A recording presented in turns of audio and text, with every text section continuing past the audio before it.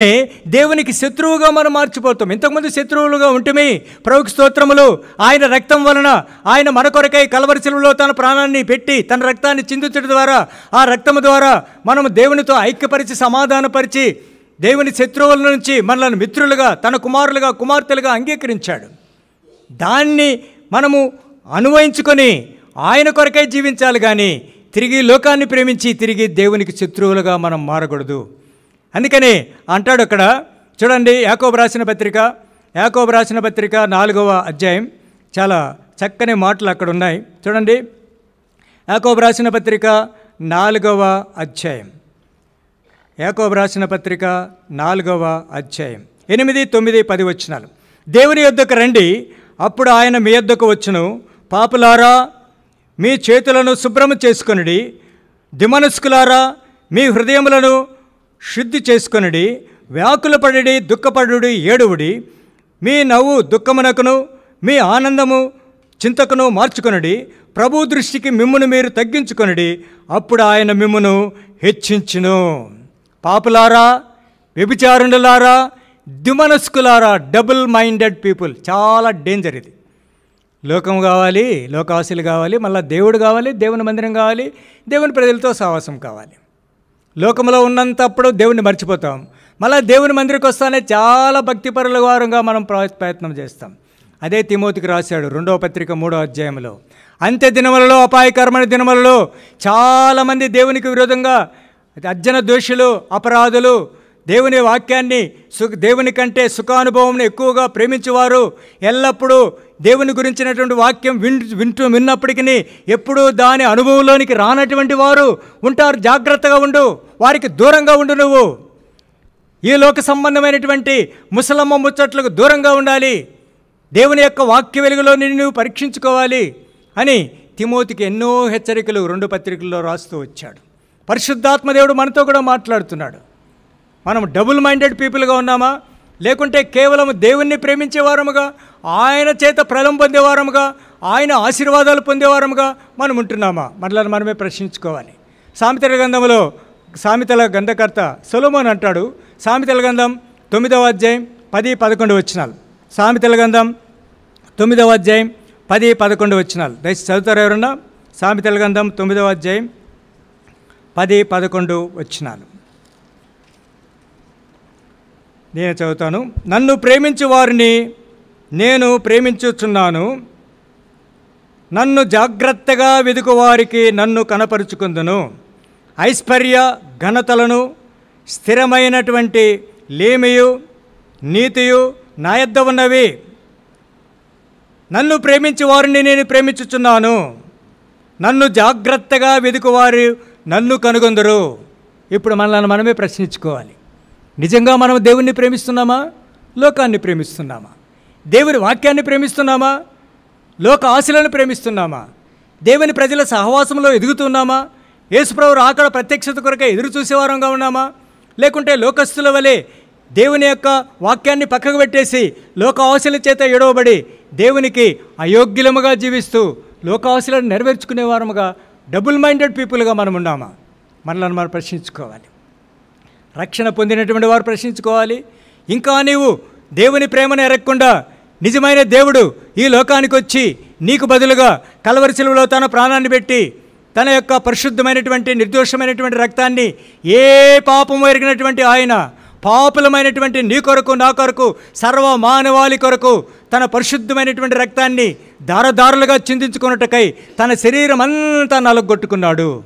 ఆయన పంపించేందుకు ఆయనను నలగొట్టుటకు యెహోవాకు ఇష్టమాయెను అని యెషయా గ్రంథం 53వ అధ్యాయం 10వ వచనంలో రాయబడింది. అతడు తన్ను తానే అపరాధ పరిహారార్థ బలిగా ఆయన సంతానము చూచును. తనకున్నటువంటి అనుభవ జ్ఞానము చేత అనేకులను ఆయన నీతిమంతులుగా చేసేయడానికి ఈ లోకానికి వచ్చాడు.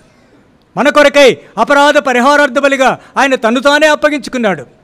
ధర్మశాస్త్ర సంబంధమైన నీతి విధిని నెరవేర్చిన నిమిత్తమై దేవుడు ఒక ప్రణాళికను కలిగి తన కుమారుణ్ణి పాప శరీరాకారముతో ఈ లోకానికి పంపించి ఆ శరీరం మీద నీవు నేను చేసినటువంటి పాపానికి శిక్ష విధించాడు.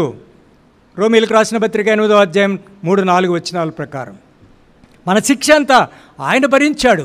ఏ పాపం ఎరిగినటువంటి, ఏ ద్వేషము చేయనటువంటి ఆయన, ఏ నేరము ఏ కపటము లేనటువంటి ఆయన పాపులమైన మన కొరకై, పాపముల చేత అపరాధముల చేత చచ్చిపోయి ఎలాంటి నిరీక్షణ లేనటువంటి మానవులందరి కొరకై తన ప్రాణాన్ని కలవరి శిలువలో ధారపోశాడు. ఆయన రక్తము ఏరులై ప్రవహించింది. యేసు రక్తము ప్రతి పాపము నుంచి నిన్ను కడిగి పవిత్రునిగా చేస్తుంది. అయితే ఆ కుమారుడు ఏ విధంగా పశ్చాత్తాపముతో, విరిగి నలిగినటువంటి హృదయముతో, తన్ను తాను తగ్గించుకొని దుఃఖముతో కూడినటువంటి దైవ చిత్తానుసారమైనటువంటి మారు మనసుతో పరలోకమునకును తండ్రి, పరలోకములో ఉన్న తండ్రికి నీకు విరోధంగా నేను పాపము చేశాను అని ఖచ్చితంగా ఒప్పుకొని పశ్చాత్తాపడ్డాడు. ఈ సాయంకాల సమయంలో ఇక్కడ చేరినటువంటి వారిలో ఇంకా ఎవరైనా ప్రభువైన యేసుక్రీస్తు ఇచ్చినటువంటి ఉచితమైన రక్షణను నువ్వు దూనలాడుతూ, నిర్లక్ష్యం చేస్తూ, తృణీకరిస్తూ వెళుతూ దేవుని మందిరానికి వస్తూ పోతూ ఉన్నట్లయితే ఖచ్చితంగా పరిశుద్ధాత్మదేవుడు తన వాక్యం ద్వారా నీతో మాట్లాడుతున్నాడు. నీ కొరకే యేసుప్రభు పరలోకాన్ని విడిచిపెట్టి నిన్ను వెతుక్కుంటూ ఈ లోకానికి వచ్చాడు. తన ప్రాణాన్ని పెట్టాడు. నీ కొరకై ఆయన కలవరి శిలువలో ప్రతి అవయవం నుంచి తన పరిశుద్ధమైనటువంటి రక్తాన్ని దారులుగా చిందించాడు. ఆ రక్త ప్రవాహములో నీ పాపాలన్నీ కడిగివేసడానికి ఒక మార్గాన్ని ఆయన ఏర్పాటు చేశాడు. ఏమి చేయని అవసరం లేదు. యేసుప్రభువా నేను పాపిని, ఆ కుమారుని వలె నీవు కూడా యేసుప్రభువా నేను పాపిని, నీకు విరోధంగా పాపం చేశాను, పరలోకానికి విరోధంగా పాపం చేశాను, ఇక మీదట నీ కుమారుని అనిపించుకునే యోగ్యత నేను లేను, దయచేసి నా పాపములు క్షమించండి, నేను నిన్ను నమ్ముతున్నాను, నీ రక్తంతో నన్ను కడగండి, నీ కుమారునిగా నీ కుమార్తెగా నన్ను అంగీకరించండి. దేవుని వాక్యం సెలవిస్తుంది. యోహాను రాసిన మొదటి అధ్యాయంలో తన యొద్దకు వచ్చి వారిని ఆయన ఏమాత్రమును త్రోసివేయడు, తన్ను ఎందరు అంగీకరించడో వారందరికీ దేవుని కుమారులగుటకు ఆయనకు అధికారం అనుగ్రహించి దేవుడు ఆయన్ని ఈ లోకానికి పంపించాడు. నువ్వు ఆయన్ను అంగీకరించాలని ఆయన వద్దకు నువ్వు వచ్చావు. అయితే సామాన్యమైనటువంటి విశ్వాసముతో చిన్న ప్రార్థన చేసుకుని, యేసుప్రభువా పాపినైన నా కొరకు కూడా మీరు 2025 సంవత్సరాలకు పూర్వమే వచ్చి నీ ప్రాణాన్ని పణంగా పెట్టారు, నా కొరకై కలవరి శిలువలో మీరు చనిపోయినారు, రక్తాన్ని చిందించారు, సమాధి చేయబడి మరణాన్ని జయించి సజీవుడైనటువంటి దేవుడిగా మృతులలో నుండి ప్రథమ ఫలముగా మీరు లేచారు, నేను నమ్ముతున్నాను, నా హృదయంలోనికి రండి, మీరు కార్చినటువంటి రక్తంతో నా పాపాలన్నీ కడిగివేయండి, నీ కుమారునిగా నీ కుమార్తెగా నన్ను అంగీకరించండి అని ఒక్క మాట నువ్వు విశ్వాసముతో ప్రార్థన చేసి చెప్తే సంతోషముతో ఆనందముతో ఆయన నీ హృదయాన్ని దర్శిస్తాడు. ఆయన కార్చినటువంటి రక్తంతో నీ పాపాలన్నీ కడిగివేస్తాడు. ఏదో మేము సొంత మాటలు కాదు, యోహాను రాసిన మొదటి పత్రిక మొదటి అధ్యాయంలో ఈ మాటలు రాయబడ్డాయి. మన పాపములను మనం ఒప్పుకునే యెడల ఆయన నమ్మదగిన వాడును నీతిమంతుడును కనుక మన పాపములన్నిటి నుంచి, మన సమస్త దుర్నీతి నుండి మనల్ని తప్పించి నీతిమంతులుగా చేస్తాడు. యేసు రక్తము ప్రతి పాపము నుంచి మనల్ని కడిగి పవిత్రులుగా చేసేదానికి శక్తి కలిగినటువంటిది. రక్షణ లేకుంటే, ఇంకా యేసుప్రభువుని సొంత రక్షకునిగా అంగీకరించుకుంటే, ఆయన ఇచ్చేటటువంటి నిత్యజీవం నువ్వు పొందకుండా ఉన్నట్లయితే, లోకాశలను అనుభవిస్తూ దేవునికి, దేవుని ప్రేమకు, దేవుని సన్నిధికి దూరంగా ఉన్నట్లయితే, నీవు దేవుని సన్నిధికి వచ్చినటువంటి మీరు, ప్రభువా నిన్ను నేను ప్రేమిస్తాను, నీ వాక్యాన్ని ప్రేమిస్తాను, నీతో నేను సహవాసం కలిగి ఉంటాను, నీ కుమారునిగా నీ కుమార్తెగా నన్ను అంగీకరించు అని తీర్మానం చేసుకుని వెళ్ళాలి. మరి రక్షణ పొందినటువంటి మనము, ఆయా రీతిల్లో దేవుని సేవా పరిచర్యలో పాల్గొంటున్నటువంటి మనము తిరిగి మన దృష్టిని, మన మనస్సును లోకం వైపు మళ్లించి, లోక ఆశల చేత ఎడవబడి దేవునికి ఇష్టమైన ప్రీతికరమైన జీవితాన్ని జీవించకుండా ద్వంద్వమైనటువంటి జీవితాన్ని కలిగి ఉన్నట్లయితే మనతో కూడా మాట్లాడుతున్నాడు. దేవుని కొరకై సజీవయాగముగా మనల్ని మనమే అప్పగించుకోవాలి. ఆయన కొరకై మనం జీవించేది ఈ లోకంలో నేర్చుకోవాలి. అందుకనే యాకోబు ఏశావు యొక్క కథ చాలా స్పష్టంగా 25వ అధ్యాయం 29 నుంచి మనకు అక్కడ రాయబడింది. ఆయన శరీరాశలకు లోనై ఒక్క పూట కూటి కొరకై తన జ్యేష్ఠత్వాన్ని కూడా అమ్మి పడేశాడు. జ్యేష్ఠత్వం అంటే చాలా ఆశీర్వాదంతో కూడినటువంటిది. ఒక్క పూట కూడి, just for 1 morsel of food he sold away his birth right. అందుకనే హెబ్రీ గ్రంథకర్త ఒక మాట రాస్తాడు. చివరిగా ఆ మాట చదువుకుందాం. హెబ్రీలకు రాసిన పత్రిక 12వ అధ్యాయం. హెబ్రీలకు రాసిన పత్రిక 12వ అధ్యాయం. హెబ్రీలకు రాసిన పత్రిక 12వ అధ్యాయం 15, 16, 17 వచనాలు. మీలో ఎవడైనను దేవుని కృపను పొందకుండా తప్పిపోవునేమో అనియు చేదైన వేరు ఏదైనా మలచి కలవరపరచుట వలన అనేకులు అపవిత్రులైపోదురేమో అనియు, ఒక్క పూట కూటి కొరకు తన జ్యేష్ఠత్వమును అమ్మివేసిన ఏసావు వంటి భ్రష్టుడైనను వ్యభిచారైనను ఉండినేమో అనియు జాగ్రత్తగా చూచుకునుడి. ఏసావు ఆ తర్వాత ఆశీర్వాదం పొందగోరి కన్నీళ్లు విడుచుచు దానికోసము శ్రద్ధతో వెదికినను మారు మనస్సు పొందని అవకాశము దొరకక విసర్జింపబడినని మీరు ఎరుగుదురు. విసర్జించబడ్డాడు. మారు మనస్సు సమయం అయిపోయిన తర్వాత పొందాలనుకున్నాడు. ఇస్కారియోతు యూదా కూడా అదే చేశాడు, కానీ పొందలేకపోయినాడు. తగిన సమయంలో యెహోవా మీకు దొరుకు కాలం ఆయన్ని వెదకకుండా నిరాకరించి తృణీకరించి వారు దేవుడిచ్చే బహుమానాన్ని కూడా కోల్పోయినాడు. కాబట్టి ఏశావు జ్యేష్ఠత్వాన్ని అమ్మివేసేశాడు. అటువంటి వారముగా అంటే దేని కొరకు అమ్మేశాడు? జస్ట్ ఫర్ 1 మార్స్ల ఒక్క పూట కూటి కొరకు.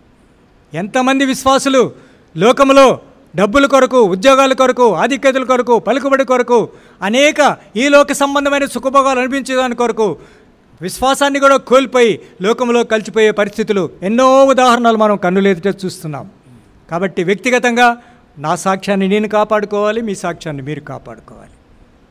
యేసుప్రభు రాకడ అతి సమీపంగా ఉన్న అపాయకరమైన దినాల్లో మనం ఉంటున్నాం. కాబట్టి ఆయన ఎప్పుడు వచ్చినప్పటికీ మనం ఎదుర్కొనే వారముగా, ఆయన ఎదుట మనము నిర్దోషులముగా నిష్కలంగా కనపడేవారముగా, లోకానికి వేరై, లోకాశలకు వేరై, దేవునితోనూ దేవుని ప్రజలతోనూ మనము అన్యోన్య సంబంధ బాంధవ్యాలు కలిగి దేవుని మందిరాన్ని దావీదురాజు చెప్పినట్లు 26వ కీర్తన 27వ కీర్తన, నీ తేజోమహిమ నివసించు స్థలమును నీ మందిరమును నేను ప్రేమించుచున్నాను.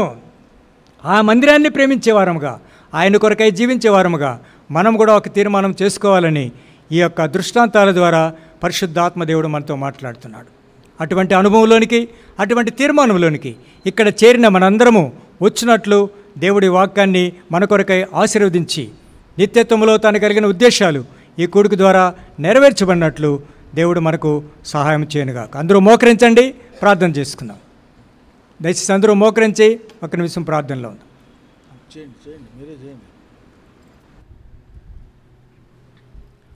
ప్రేమగల తండ్రి, పరిశుద్ధమైన ప్రభువా, మీ ఘనమైన నామమును బట్టి నీకు స్తోత్రములు. మానవ అద్దుబాటులతో విత్తబడిన వాక్యానికి నీరు కట్టి ఫలింపచేయండి. ఇంకా ఎవరైనా ఇక్కడ చేరిన వారిలో ప్రభువైన యేసుక్రీస్తును సొంత రక్షకునిగా అంగీకరించకుండా పాపాలు క్షమించబడ్డాయనే అనుభవంలోనికి రాకుండా ఉన్నట్లయితే తండ్రి, వారిలో ఒక లోతైన నూతనమైనటువంటి కార్యాన్ని జరిగించండి.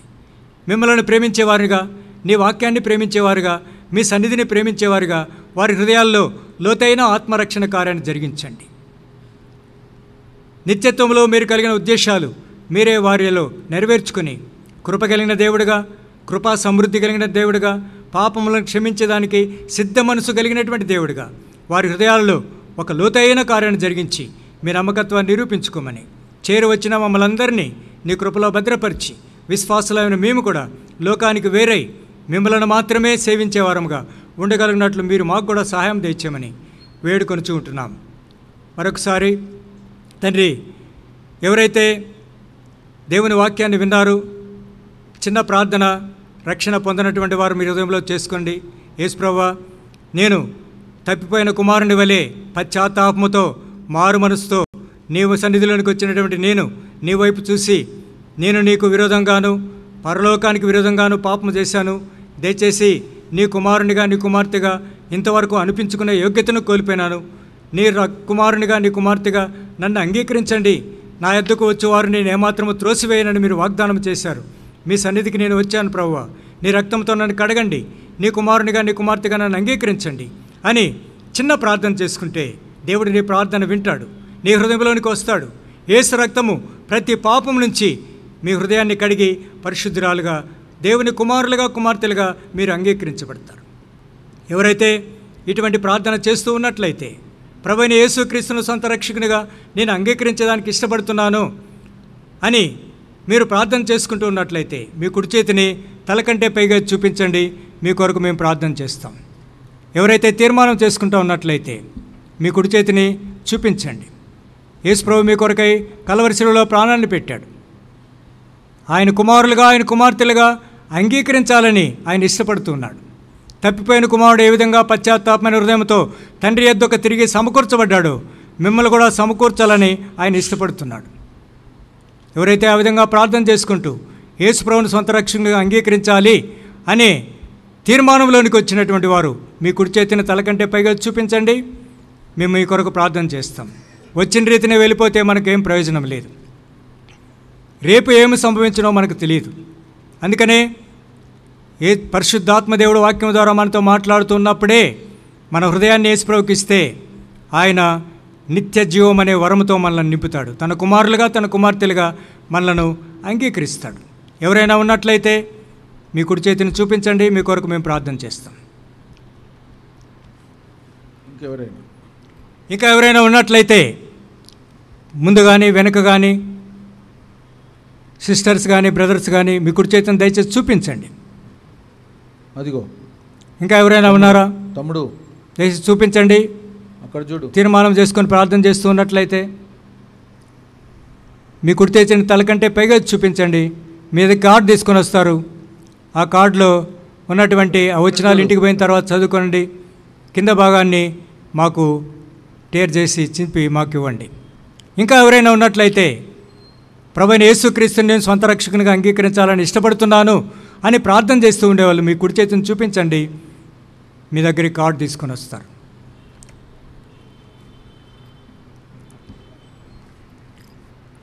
కార్డు తీసుకోండి. కార్డులో మీ పేరు, అడ్రస్సు, ఫోన్ నంబర్ కూడా రాయండి. ఇదిగో అక్కడ చూడు. పో, లోపలికి పో. కార్డు తీసుకోండి. చేయెత్తిన వారు అక్కడ వెనకాల.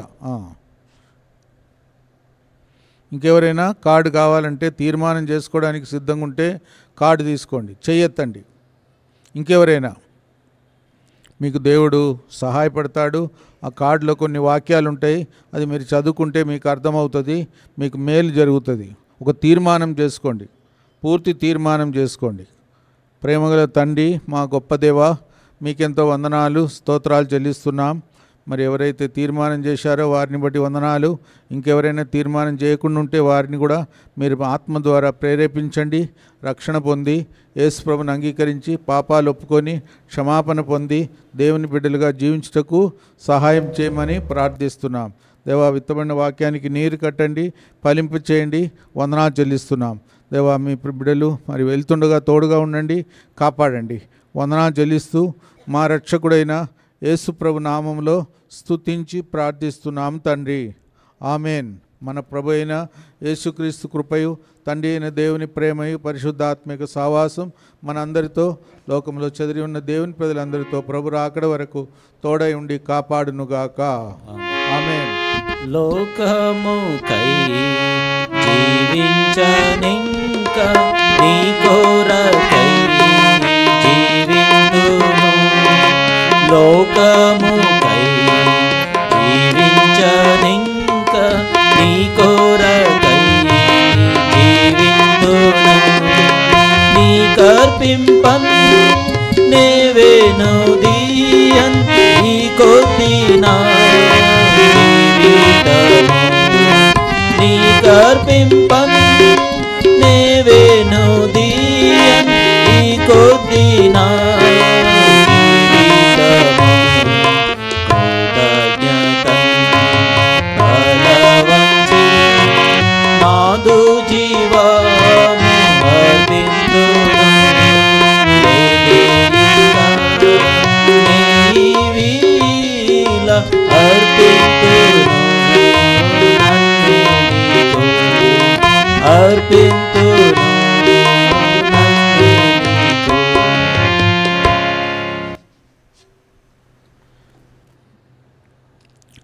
రేపటి నుండి VBS మళ్ళీ మొదలవుతుంది. సాటర్డే వరకు పిల్లలను పంపండి. తర్వాత యూత్ క్యాంప్ కొరకు కూడా ప్రార్థన చేయండి. యూత్ క్యాంప్ కూడా మే 22 నుండి మే 27 నుండి 31 మే వరకు, అది కూడా జ్ఞాపకం చేసుకోండి. ఈ వారంలో మనకు కంబైన్ యూత్ మీటింగ్ ఉంటుంది శనివారం, అది కూడా జ్ఞాపకం చేసుకోండి. ప్రభు మిమ్మల్ని దీవించును గాక. కార్డు తీసుకున్న వారు కార్డు కింది భాగంలో అడ్రస్ రాసి ఫోన్ నెంబర్ రాసి మాకు ఇచ్చిపోండి. ఆ కింది భాగం మాకు ఇచ్చిపోండి.